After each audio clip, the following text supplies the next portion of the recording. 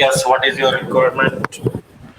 Whether I have to do doubts or it's better we should start evolution because next week it will be a burden next. Okay. So if you have transport in plant, any doubt you can ask now. अभी doubt है तो पूछ सकते हैं. Morning में पूरा try किया हूँ ज्यादा से ज्यादा डाउट क्लियर करना. आई थिंक सबके क्लियर हो गए होंगे उसमें.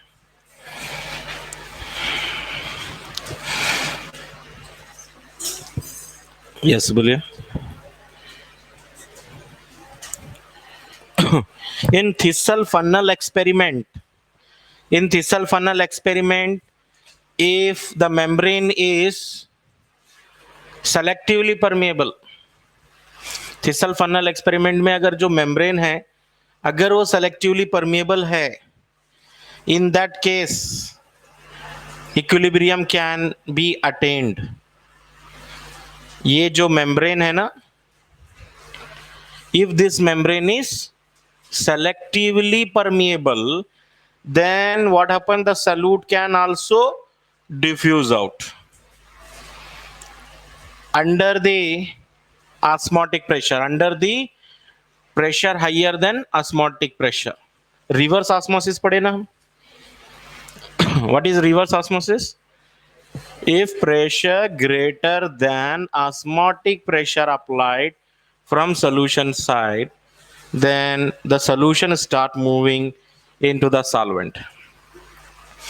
क्वेश्चन ये पूछा है एनसीईआरटी में, whether in this thistle funnel experiment equilibrium can be attained. Equilibrium मतलब यहां पर जितना वाटर है यहां पर भी कॉन्सेंट्रेशन उतना ही होना चाहिए, दोनों तरफ कॉन्सेंट्रेशन उतना ही होना चाहिए. हो सकता है इक्विलिब्रियम अटेन हो सकता है if the membrane is selectively permeable, तब पॉसिबल है. अगर मेम्ब्रेन सेलेक्टिवली परमिएबल है तो पॉसिबल है. वो क्यों? अगर मेम्ब्रेन सेमी परमिएबल रहेगा then it will allow only solvent molecule to cross. Semi permeable membrane allows only solvent molecules to cross through it, whereas selectively permeable allow both solvent and solute. Okay, any other questions?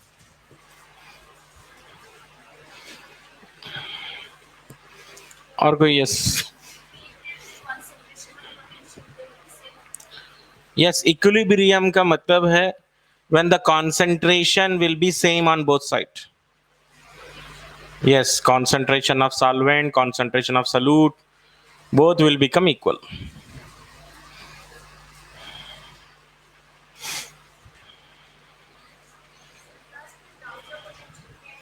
Apoplast हो या symplast हो, both occur along the concentration gradient, higher to lower or down the concentration gradient. तब doubt ये है symplast active कैसे हो गया, ATP कैसा लग गया उसको. सिम्प्लास्ट को एटीपी लगेगा. Even symplast is concentration gradient if water is moving through the cells like this, है ना, थ्रू द सेल्स जाना है वाटर को by crossing so many membranes, plasma membrane, cell wall, vacuole membrane. एक बार water cell के अंदर आना है तो सेल वॉल क्रॉस करो, प्लाज्मा मेम्ब्रेन क्रॉस करो, वैक्यूल क्रॉस करो, फिर प्लाज्मा मेम्ब्रेन क्रॉस करो बाहर आने के लिए. So that means so many membranes has to be crossed here. So that's why ATP is used. ATP used. Of course, Simplast is also down the concentration gradient. Of course, Simplast is also from higher concentration to lower concentration. फिर भी ATP लगेगा. Because membranes are in Simplast, Apoplast, both are Apoplast जो है free of ATP था, symplast के लिए ATP था.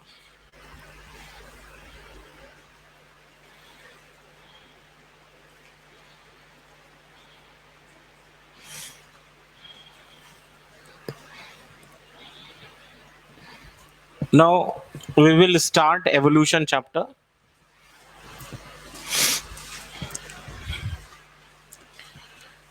Under the evolution chapter, first we will say what is meant by evolutionary biology. Evolutionary biology क्या है?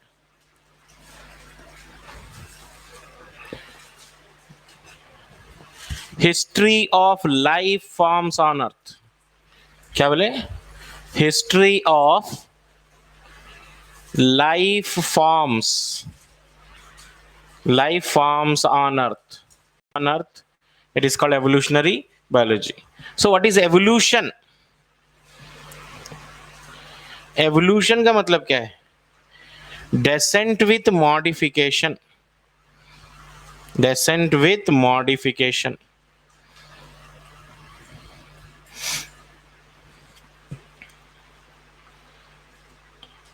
Descent with modification. What is descent? Ancestors. Descent का मतलब है ancestors हैं, and the ancestors are undergoing changes. Ancestors, they gradually undergo changes generation after generation. Every generation is slightly different from previous generation.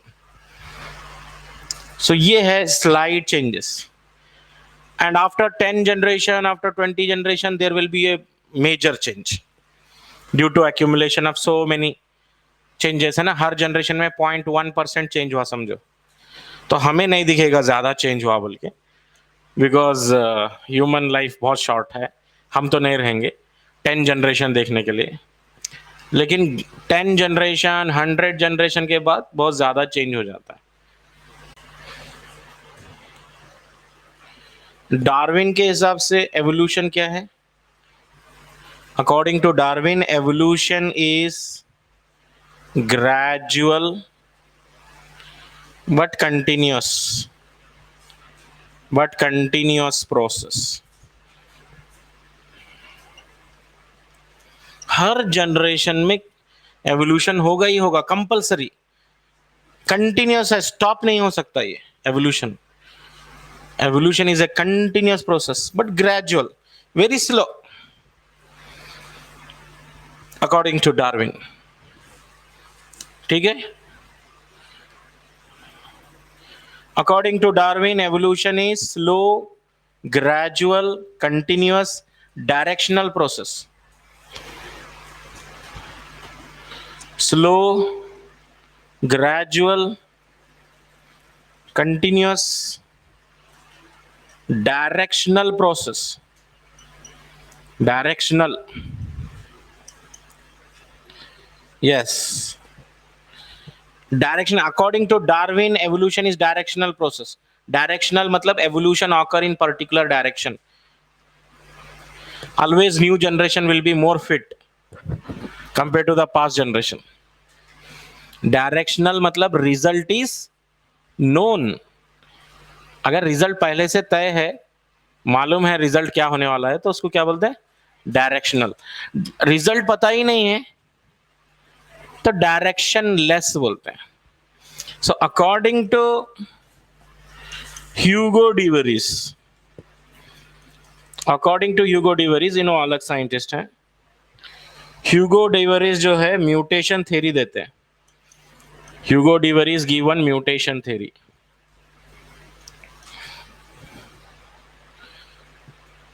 So Darwin की कौन सी theory थी पता है आपको?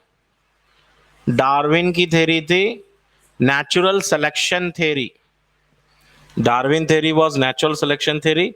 Hugo de Vries theory was mutation theory. According to Hugo de Vries, this evolution, according to him, evolution is rapid, single step, random, directionless.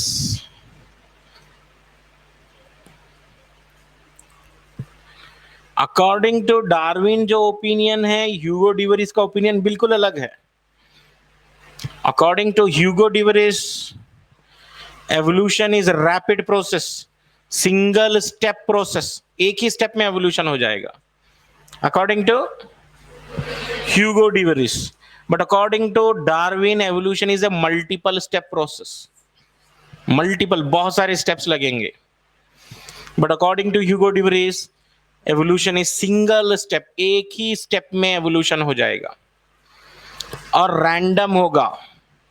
ह्यूगो डिवरिस के हिसाब से evolution के बाद क्या होगा? Random. Random means any change. क्या स्ट्रक हो रहा है? यहां तो क्लियर है.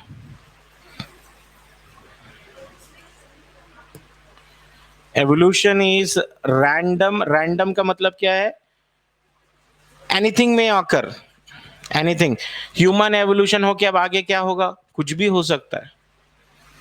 फिशेस से एम्फीबियन बन गए, एम्फीबियन से रेप्टाइल्स बन गए, रेप्टाइल से बर्ड्स बन गए, तो हो सकता है ह्यूमन और बन जाएंगे. रैंडम होगा एवोल्यूशन ह्यूगो डिवरिस के हिसाब से. लेकिन डार्विन के हिसाब से एवोल्यूशन डायरेक्शनल है. डायरेक्शनल मतलब occur in a particular direction, not random process. तो दोनों की ओपिनियन अलग अलग है, दोनों का वर्किंग स्टाइल अलग है. सो डार्विन किस पे वर्क करता है? Darwin worked on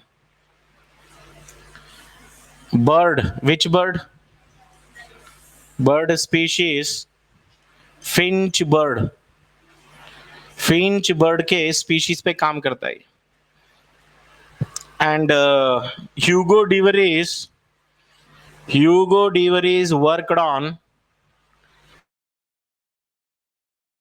plant. एक plant पे काम करता है Hugo Devereaux. And what was the plant? Oenothera lamarckiana.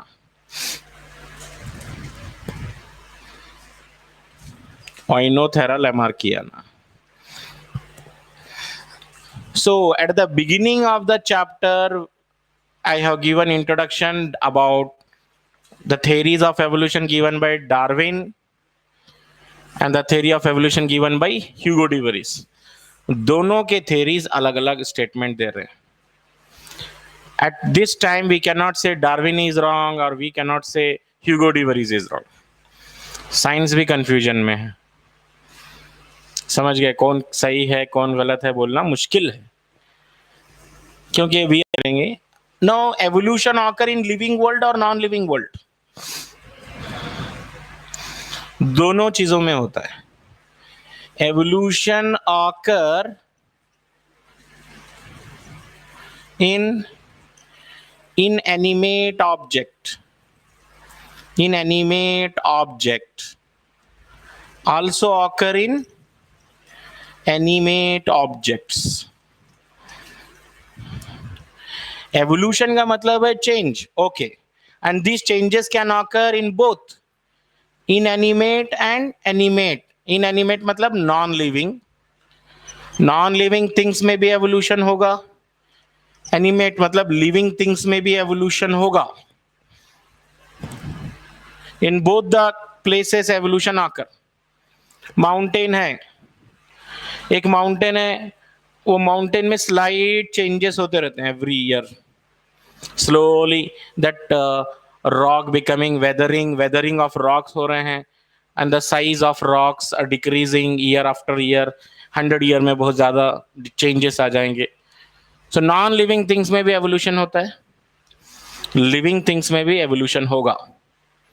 Stone changes, soil changes, composition of soil changes year two year. ठीक है. सो इन एनिमेट में भी चेंज होता है, एनिमेट में भी चेंज होता है. हमारे एनसीईआरटी में क्या लिखा है?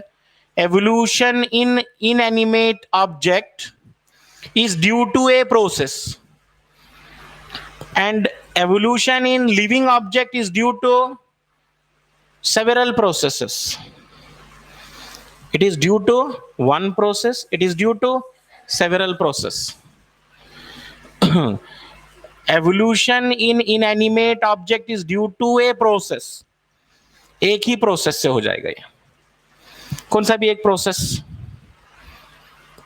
और एनिमेट ऑब्जेक्ट्स में अगर एवोल्यूशन हो रहा है, it is due to several processes, due to several processes. So हो सकता है लिविंग थिंग्स में एवोल्यूशन म्यूटेशन की वजह से होगा, हो सकता है अर्थक्वेक की वजह से हो जाएगा एवोल्यूशन। हाँ, अर्थक्वेक हुआ, कुछ भी हो गया अर्थक्वेक में, अनप्रिडिक्टेबल चेंजेस, अर्थक्वेक में सारे इंटेलिजेंट चले गए समझो, कुछ भी हो सकता है ना, प्रिडिक्टेबल तो नहीं है, एवोल्यूशन प्रिडिक्टेबल तो नहीं है, रैंडम है according to Hugo de Vries, due to several processes, not one process. दोनों चीजों में हो रहा है evolution.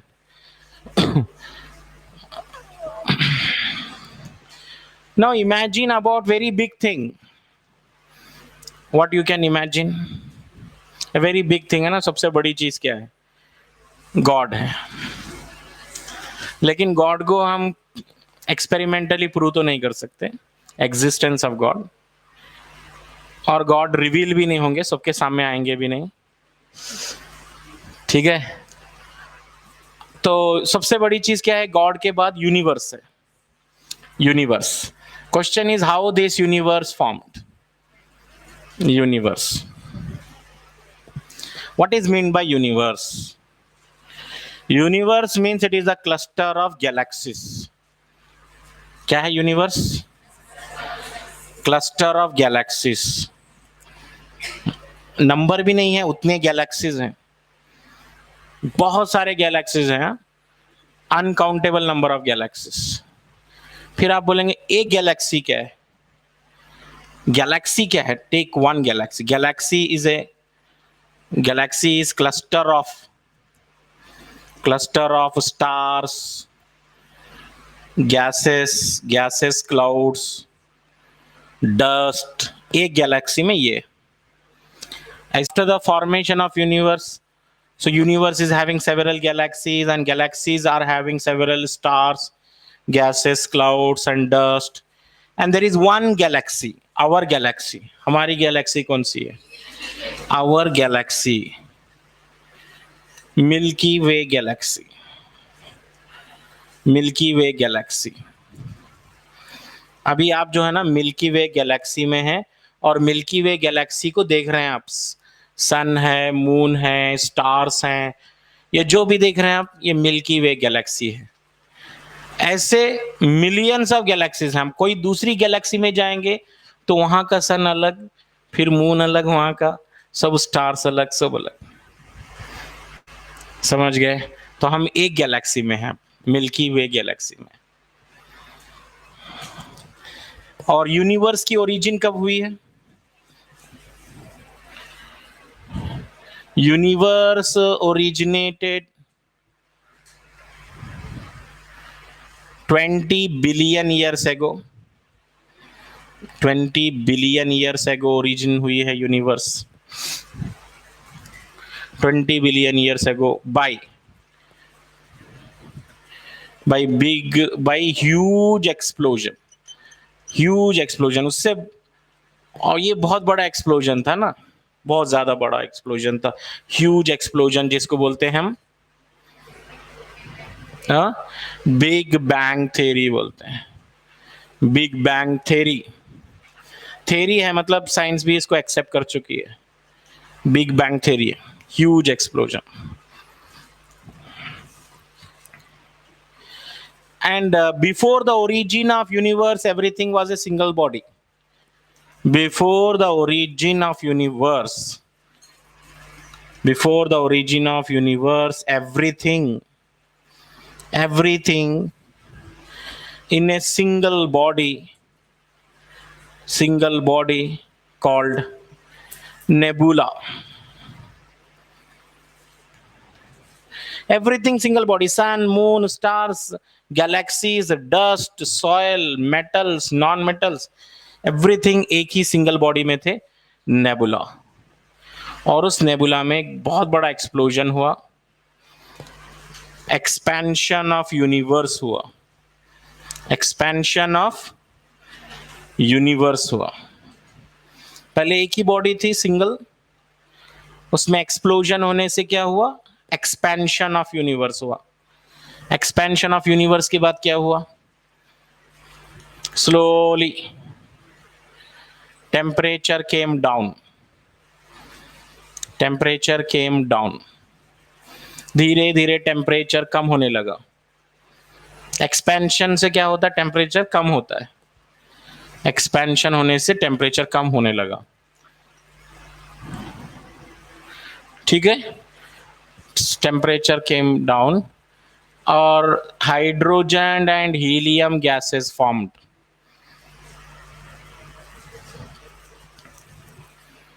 Hydrogen and helium gases formed.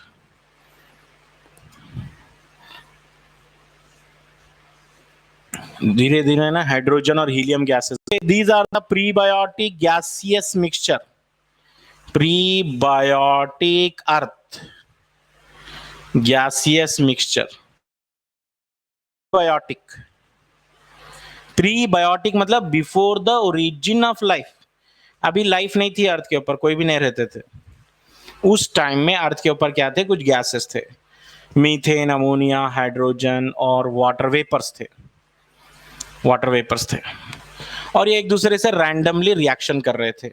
Source of energy क्या था उस टाइम में, source of energy UV light था, लाइटनिंग थी, लाइटनिंग, लाइटनिंग क्लाउड्स बन गए थे और क्लाउड्स बनने से लाइटनिंग होती थी, और UV light. These are the sources of energy on prebiotic earth for reactions. Reactions हुए इनमें randomly, मतलब ऐसे समझ लो मीथेन अमोनिया रिएक्शन करे, कार्बन डाइऑक्साइड गैस प्रोड्यूस हो गई, ऐसा मीथेन और वाटर रिएक्शन करे, कार्बन डाइऑक्साइड गैस प्रोड्यूस हो गई, like that. And everything was in molten mass. Metals कैसे थे, molten mass, molten mass of metals, molten mass मतलब टेम्परेचर बहुत हाई रहा होगा। अर्थ सरफेस टेम्परेचर कितना था, अर्थ सरफेस टेम्परेचर जहां पे पैर रखे हैं आप, वहां पर टेम्परेचर कितना था पहले, 800 degree Celsius, 800 degree Celsius. Metal flow होते थे, आयरन, गोल्ड, जो भी है मेटल्स, पूरे मेटल मोल्टन मास में होते थे। And there was volcanic eruptions, volcanic eruptions होते रहते थे। Earth was vomiting all its contents, earth के अंदर जो जो है ना सारे मेटल बाहर आ जाते थे।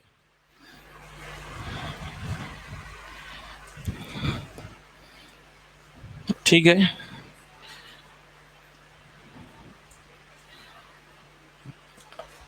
अर्थ ओरिजिनेट कब हुई, अर्थ ओरिजिनेशन 4.5 बिलियन ईयर्स एगो, 4.5 बिलियन ईयर्स एगो। There was no sign of life after the origin of earth. There was no sign of life for about 500 million years. कोई साइन नहीं था, वेरी सिंपल बैक्टीरिया भी नहीं था। There was no sign till 500 million years. So 500 million years सिर्फ है ना अर्थ के टेम्परेचर को स्लोली डिक्रीज करने के लिए लगे हैं, 500 मिलियन ईयर्स लगे हैं। Okay, and earth is just like a speck, earth is just like a speck, speck in entire universe. अगर हम पूरे यूनिवर्स की बात करेंगे तो अर्थ क्या है बोल तो, ये कंप्लीट ये बोर्ड जितना भी दिख रहा है, सपोज ये यूनिवर्स है, तो उसमें अर्थ एक डॉट है। अर्थ क्या है, एक जस्ट एक डॉट है, दिख रहा है आपको डॉट, छोटा सा डॉट है यूनिवर्स में पूरे।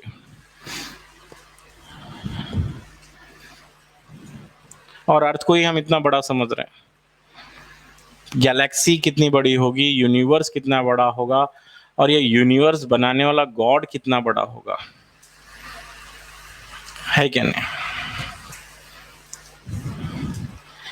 And two objects in space, अगर कोई टू ऑब्जेक्ट्स हैं स्पेस में तो उसका डिस्टेंस कैसा मेजर करते हैं हम? लाइट ईयर्स में। Stealer objects, stealer objects, stealer objects distance measured by, measured in light years बोलो। distance traveled by the light in 1 year, 1 year देख रहे हैं। अभी ऑब्जेक्ट देखते हैं, इमेज बन गया आपके पास, है ना, स्पॉन्टेनियस इमेज फॉर्मेशन।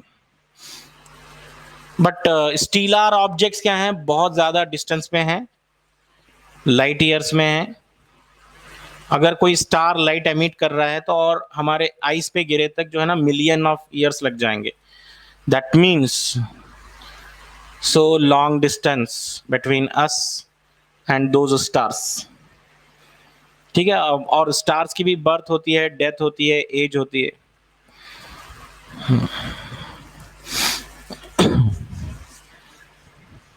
ये सब बताने के बाद अब मेन जो है बात करेंगे origin of life, origin of universe, how universe was originated. इसको समझना बहुत मुश्किल है।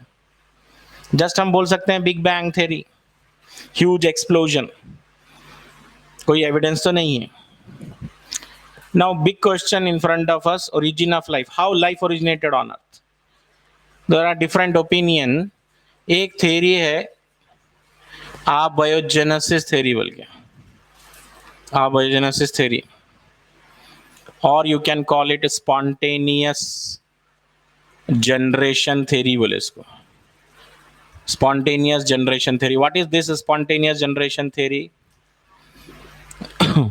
Spontaneous generation, life came from non-living things, life came from non-living things spontaneously. You should not ask why, ऐसा क्यों हुआ, नहीं बोलना। Life came from non-living things spontaneously. ये अबायोजेनेसिस थ्योरी है, रॉन्ग है। For example, from mud frogs develop, mud में से फ्रॉग्स डेवलप हो जाते हैं। From clothes rats develop. Of course, this is all wrong, but this is spontaneous generation theory. Scientists of 16th century, they believed strongly abiogenesis theory. Abiogenesis theory मानते थे। Falling leaves develop into butterflies. Butterflies, आज का कोई भी small kid को भी पूछेंगे तो बोलेगा क्या जोक कर रहे हैं। So falling leaves develop into butterflies. This is all their imaginations in 16th century. The scientists believed this abiogenesis theory, but this theory anyhow rejected. Next theory came, panspermia theory. Panspermia theory, also called cosmozoic theory. Cosmozoic theory. Life came on Earth from other planets. Life came on Earth from other planets. Okay, ऐसा मानते हैं, ठीक है, proof नहीं है हमारे पास।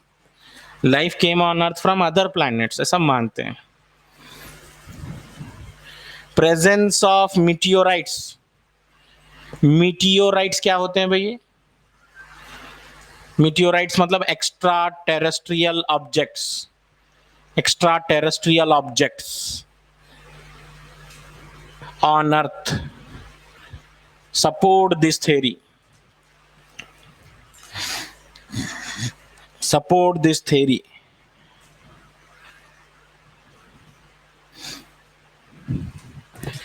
Life came on earth from other planets. This is panspermia theory और cosmozoic theory and presence of meteorite. अर्थ के ऊपर कई ऐसे प्लेसेस हैं जहां पे मीटियोराइट्स मिले। What are meteorites? मतलब कोई स्टोन है, कोई मेटल है जो अर्थ से बिलोंग ही नहीं करता, अर्थ से बिलोंग ही नहीं करता, वो तो आया कहां से वो? तो साइंटिस्ट बोलते हैं ये कोई दूसरे प्लैनेट से गिरा है ये स्टोन, ये मेटल, क्योंकि वो अर्थ से बिलोंग ही नहीं करता है ना। सो ये मीटियोराइट अर्थ के ऊपर बहुत जगह मिले हैं। अगर मीटियोराइट्स दूसरे प्लैनेट से आ सकते हैं तो हो सकता है लाइफ भी दूसरे प्लैनेट से आई होगी, लेकिन प्रूफ नहीं है हमारे पास।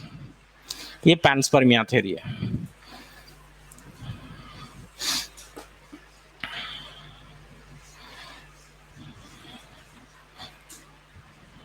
और थर्ड आ गई theory biogenesis theory. Life came from pre-existing life, life came from pre-existing life। सब लोग खुश, ये ज्यादा सही लग रहा है ना। Life came from pre-existing life, life life से आई है, ह्यूमन ह्यूमन से आया है, क्रोकोडाइल क्रोकोडाइल से बना है। ओके, थोड़ा बहुत राइट लगा मुझे भी। But this theory is also having a very very strong drawback. It fails to explain origin of first life. Okay, we also accept human produces human. Human undergo reproduction and produces new human. Life come from life. Okay, everyone accept this. But how the first life came? Okay, how the first human came? तो ये है biogenesis theory का drawback. मतलब biogenesis theory को भी हम मानने वाले नहीं हैं अब। Life came from life, okay, but it is also having drawback. It fails to explain origin of first life, whether hen came first और egg केम फर्स्ट। वही क्वेश्चन हो गया ना, hen केम फर्स्ट और egg केम फर्स्ट, तो क्या दोनों एक साथ आए थे? ये बायोजेनेसिस थ्योरी है, बायोजेनेसिस थ्योरी को भी मानने वाली नहीं है साइंस सब, क्योंकि इसका ड्रॉबैक है। तो अब जो मोर एक्सेप्टेबल लगा साइंस को, chemical evolution theory, chemical evolution theory acceptable लगा। ORHE बोल के याद रखिए। Oparin of Russia, Haldane of England, दोनों ने मिलकर एक थ्योरी तैयार की, and that theory was chemical evolution theory. एक कहानी बनाए अच्छी सी, सबको रियल लगा, केमिकल एवोल्यूशन थ्योरी बोल के। And the present acceptable theory है। So many theories, after studying so many theories, Oparin and Haldane presented chemical evolution theory, and which was acceptable theory also. 1953 में Stanley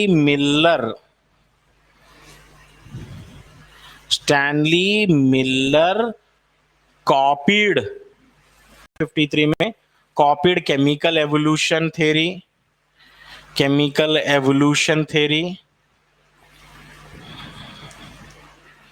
in his apparatus,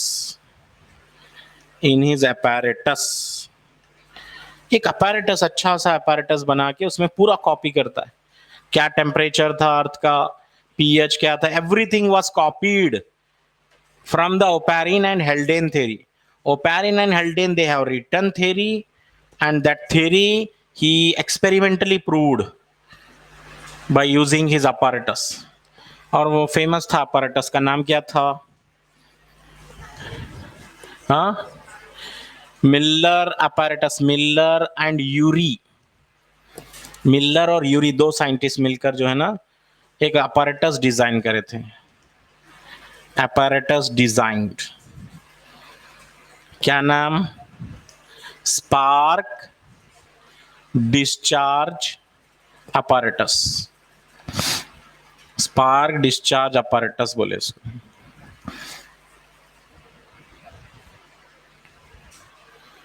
What was the apparatus designed by Miller and Urey? Spark discharge apparatus. Spark discharge apparatus.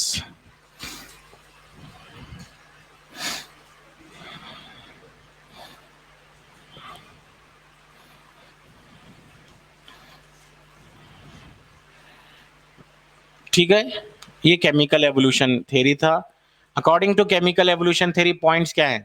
Chemical evolution theory, earth temperature कितना था? 800 degree Celsius. Prebiotic gases कौन से थे? Prebiotic gases methane, ammonia, hydrogen, water vapours. ठीक है, और even carbon dioxide भी था, कार्बन डाइऑक्साइड भी था. मिलर क्या किया? Miller used in his apparatus. Miller ने क्या यूज किया अपने apparatus में? Methane, ammonia, hydrogen gas, water vapour. That means he has not used carbon dioxide, use नहीं किया, ये कार्बन डाइऑक्साइड यूज नहीं किया. ठीक है. Prebiotic earth atmosphere was oxidising और reducing? Prebiotic earth atmosphere was reducing atmosphere था, as there was no free molecular oxygen. Free molecular oxygen तो था ही नहीं. वाटर में था ऑक्सीजन, फ्री मॉलिकुलर ऑक्सीजन नहीं था. ठीक है, O2 के फॉर्म में ऑक्सीजन नहीं था.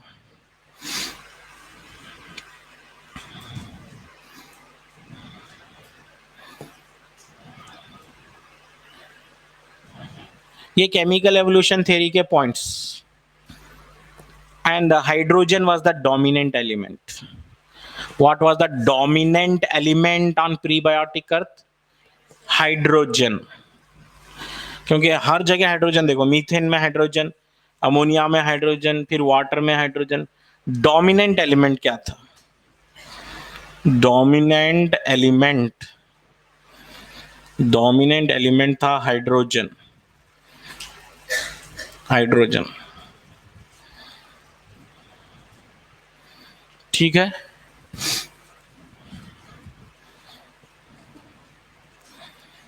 And how the apparatus was setted? Miller और यूरी का apparatus कैसा था? मिलर एंड यूरी, मिलर और यूरी का apparatus कुछ ऐसा दिखता था. देखिए,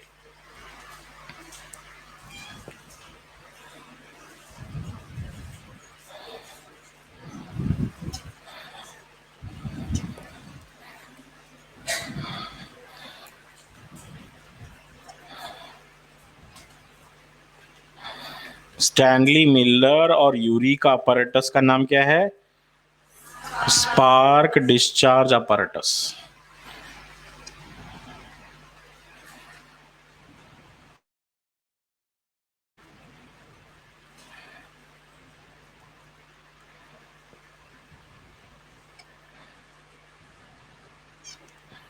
और यहां पर रखे देखिए वाटर,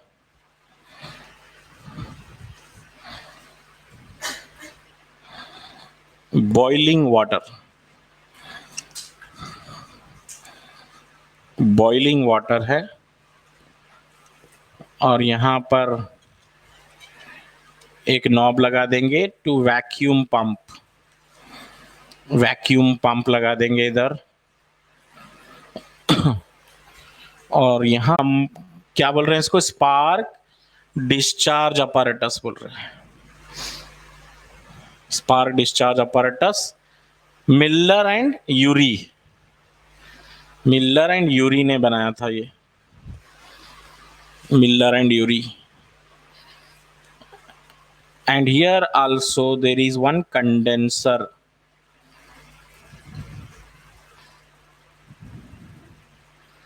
एक कंडेंसर भी लगा दीजिए कूलिंग के लिए, इन आउट वाटर के, cooling jacket, condenser. And this is you shape trap, U shape trap. This was the design of spark discharge apparatus setted by Stanley Miller and Urey। तो Stanley Miller कैसे करते हैं experiment और उनको क्या पता चलता है, and what are their discoveries from this apparatus, let's C.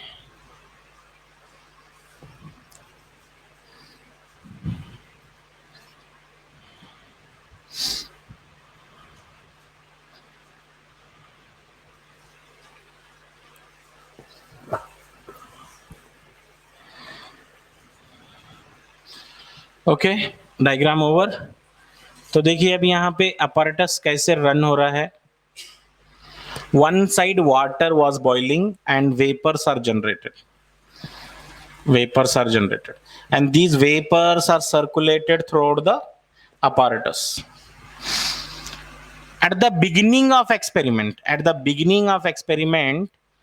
the apparatus was completely evacuated by using vacuum pump। मतलब एक्सपेरिमेंट शुरू करने से पहले अच्छे से ये पूरे apparatus को इवैक्यूएट करना, इसमें कोई ऑक्सीजन नहीं रहना चाहिए, there should not be any gas inside this apparatus, no water, nothing, completely vacuum pump से पूरा evacuate करना।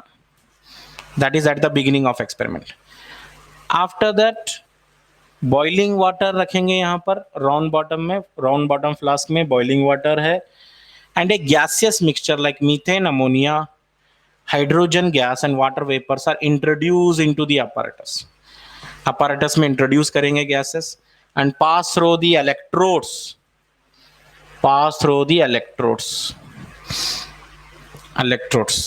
when this gaseous mixture was passing through the electrodes and then suddenly coming down through the tube covered by condenser, here very high temperature, here low temperature, because of this drastic changes। यहाँ पर क्या होगा, condenser आने की वजह से यहाँ पे वाटर ड्रॉपलेट्स अब कंडेंस होके लिक्विड यहाँ पे जमा होना लगेगा। यहां से क्या निकला था, वेपर। कंडेंसर की वजह से यहां पर क्या हुआ, droplets collected, water droplets, and these water droplets are collected in which trap, U shape trap में कलेक्ट हो गए water droplets. This apparatus was run for about 1 week, 1 week तक ऐसे ही एक्सपेरिमेंट करते रहे। After 1 week, when this U-shaped trap collected liquid, and that liquid was tested in laboratory, and they found amino acids in that U-shaped trap। amino acids मिले उनको। amino acids are the building blocks of protein। okay, of course amino acids are no living organism, they are not living organism, but the origin of life started through the chemicals। Amino acid बन गए तो बाद में protein बनेंगे, बाद में hormones बनेंगे, बाद में एंजाइम बनेगा, बाद बैक्टीरिया बनेगा, फिर यूकैरियोट बनेगा, प्लांट्स बनेगा, एनिमल बनेगा, बाद में ह्यूमन बन जाएगा। ये स्टोरी इनकी कैसी है स्टोरी। अमाइनो एसिड से अमाइनो एसिड से पूरे लाइफ ओरिजिनेट हो गई बोल रहे हैं। और ये एक्सेप्टेबल थ्योरी है, chemical evolution theory. So at the beginning of क्या कैसे रन किया है एपैरेटस, उसके कुछ पॉइंट्स लिखना है इधर।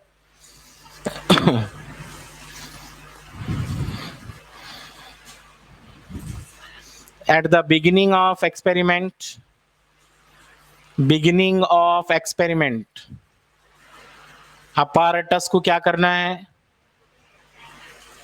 apparatus evacuate करना है, evacuated using vacuum pump, apparatus was evacuated completely using vacuum pump. Then gaseous mixture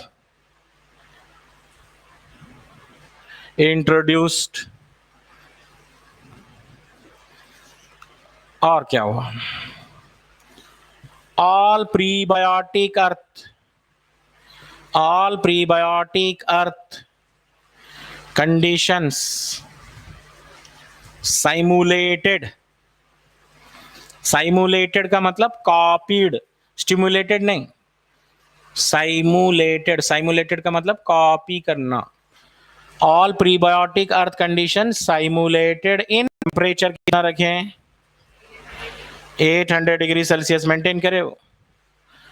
run for how many days? Run for 1 week. After 1 week क्या किए? Chemical analysis of liquid collected at कहां पे? U shape trap. जो apparatus में U shape trap है, उस trap के अंदर जो लिक्विड कलेक्ट हुआ है उसका केमिकल एनालिसिस किया गया। And they found amino acids in them, amino acids in them। अब एक एक्सपेरिमेंट में अमाइनो एसिड मिल गए। Now many scientists they also started doing this same experiment. Miller तो experiment कर लिया and they found amino acid in them. Later many scientists also conducted same experiment. Later many scientists conducted the same experiment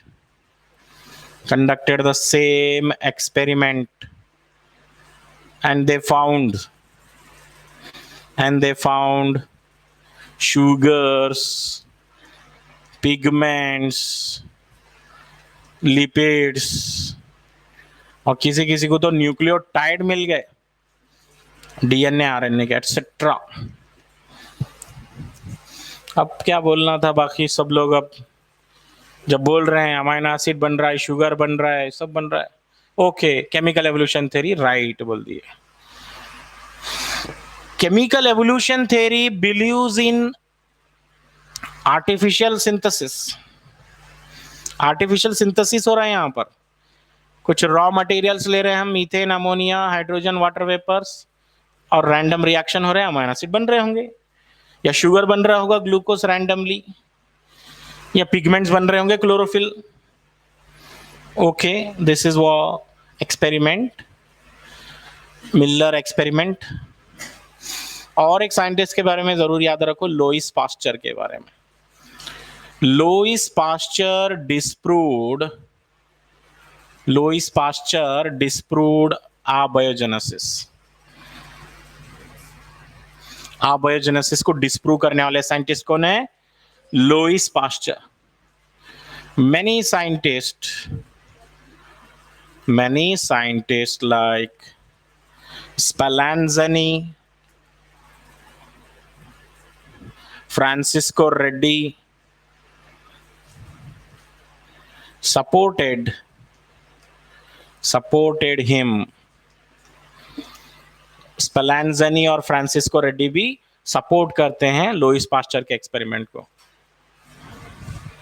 okay, and what was the experiment conducted by Louis Pasteur? Louis Pasteur experiment कौन सा है? Conducted Swan necked flask experiment. Swan necked flask experiment. करते हैं Louis pasture, नाम उसका स्वान necked flask experiment. स्वान एक bird का नाम है, उसके नेक के शेप में एक अपैरेटस है यहां पर लोइस पास्चर के पास। So what Louis Pasteur has done, he has taken a broth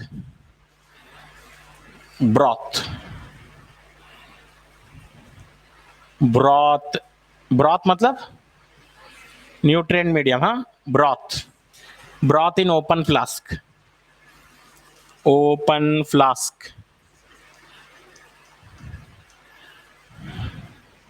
अगर ओपन रखेंगे आप तो डेट ऑटोमेटिकली उसमें बैक्टीरिया, फंगाई, फ्लाइज है ना, फ्लाइज, हाउस फ्लाइज ऑटोमेटिकली आ जाएंगे, एग देंगे, उसमें से ऑफस्प्रिंग्स निकलेंगे। और साइंटिस्ट उस टाइम में क्या बोल रहे थे, broth is producing bacteria, broth is producing fungi, broth is producing house flies, ऐसा बोल रहे थे। तो उनको समझाने के लिए लोइस पास्चर क्या किया, एक एक्सपेरिमेंट किया।